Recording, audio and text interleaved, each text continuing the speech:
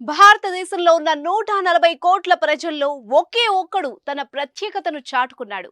దేశంలో ఎవ్వరికీ సాధ్యం కాని దాన్ని చేసి చూపించాడు. మధ్యతరగతి కుటుంబం నుంచి దేశంలోనే ఖరీదైన వ్యక్తుల్లో ఒకడిగా నిలిచాడు. అతను ఎవరో కాదు, అమలాపురం అల్లుడు, ప్రముఖ పారిశ్రామికవేత్త ఆదిత్యారాం.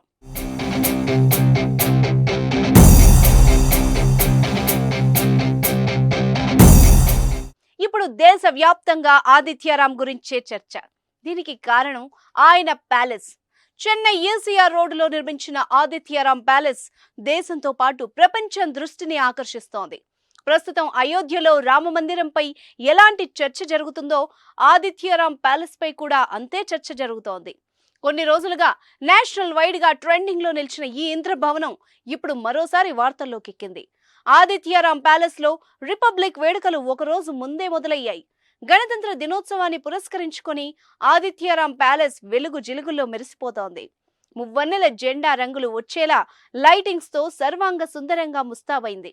అద్భుతమైన లైటింగ్ తో కనిపించే ఈ భవనం దేదీప్యమానంగా వెలిగిపోతోంది. దీనికి సంబంధించిన ఫోటోలు, వీడియోలు సోషల్ మీడియాలో వైరల్ అవుతున్నాయి. దీంతో మరొకసారి ఆదిత్యారాం ఎవరు, ఆయన ప్యాలెస్ విశేషాలేంటో అన్న ఆసక్తి నెలకొంది.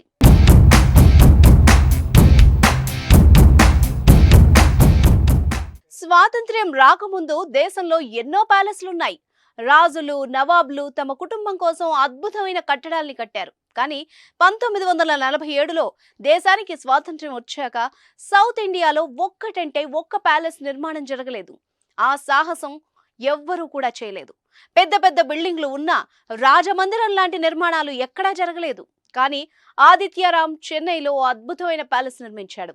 అత్యాధునిక సౌకర్యాలతో, అంతర్జాతీయ ప్రమాణాలతో ఏకంగా ఒక ఇంద్ర భవనాన్ని నిర్మించి తాను అమితంగా ప్రేమించే కుటుంబానికి బహూకరించాడు. 8 ఎకరాల విస్తీర్ణంలో నిర్మించిన ఈ భవనంలోకి ఒక్కసారైనా వెళితే జన్మ ధన్యమైనట్టే. ఆ కట్టడాన్ని చూస్తే నేలపైన స్వర్గాన్ని నిర్మించారా అనిపించక మానదు.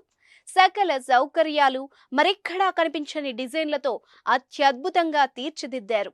లోపలికి వెళ్ళగానే ఆ గోడల్ని ఒక్కసారి ముట్టుకుంటే చాలు అనిపిస్తుంది.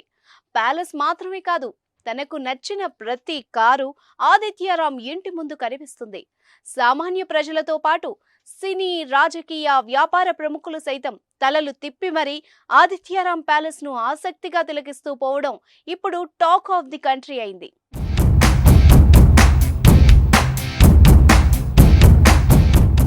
ఖరీదైన బంగ్లాలు, విలాసవంతమైన కార్లు, మంచి దుస్తులు ఇవన్నీ చూసి ఆదిత్యారాం గోల్డెన్ స్పూన్ తో పుట్టాడు అనుకుంటే మీరు పొరపాటు పడినట్టే. ఆదిత్యారాం ఓ మధ్య తరగతి కుటుంబానికి చెందిన వ్యక్తి. కష్టాలను దిగమింగుకొని కష్టపడి పైకెదిగాడు. తన లక్ష్యం కోసం అలుపెరగని పోరాటం చేశాడు.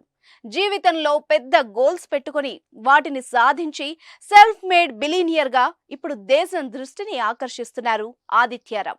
రియల్ ఎస్టేట్ అండ్ సినిమా రంగాల్లో తిరుగులేని వ్యక్తిగా, శక్తిగా, వ్యవస్థగా ఎదిగారు. రియల్ ఎస్టేట్ టైకూన్ గా ఎన్నో ప్రతిష్టాత్మక అవార్డులు గెలుచుకున్నారు. సినిమా ప్రొడ్యూసర్ గా అనేక సక్సెస్ లను సొంతం చేసుకున్నారు. రియల్ ఎస్టేట్, ఫిల్మ్ మేకింగ్ తో పాటు conventions and resorts, investment corporation, Adityaram film city ఇలా ఒక్కటేంటి అన్ని రకాల వ్యాపారాల్లో ఆదిత్యారాం విజయాలను సొంతం చేసుకుంటున్నారు. ఆదిత్యారాం ప్యాలెస్ ఎంత విశాలమో తన హృదయం కూడా అంతే విశాలం. అందరూ బాగుండాలి, అందులో నేనుండాలి అని భావించే వ్యక్తి ఆదిత్యారాం.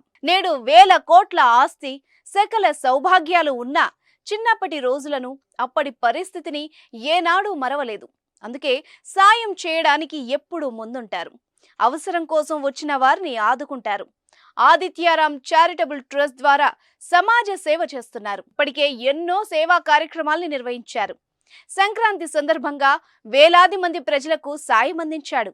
తన ప్యాలెస్ కు పిలిచి కానుకలు బహూకరించారు.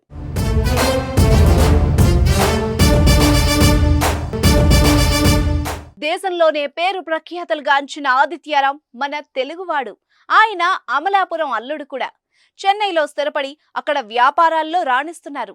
సంక్రాంతి సందర్భంగా రోల్స్ రాయ్స్ తో అమలాపురం వచ్చి సందడి చేశారు ఆదిత్యారాం. మధ్యతరగతి కుటుంబం నుంచి జీవితాన్ని ప్రారంభించి నేడు రియల్ ఎస్టేట్ వ్యాపారంలో టైకూన్ గా ఎదిగిన ఆదిత్యారాం జర్నీ ఎందరికో ఆదర్శం.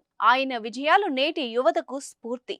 ఆయన జీవితంలో మరిన్ని విజయాలు సాధించాలని కోరుకుందాం.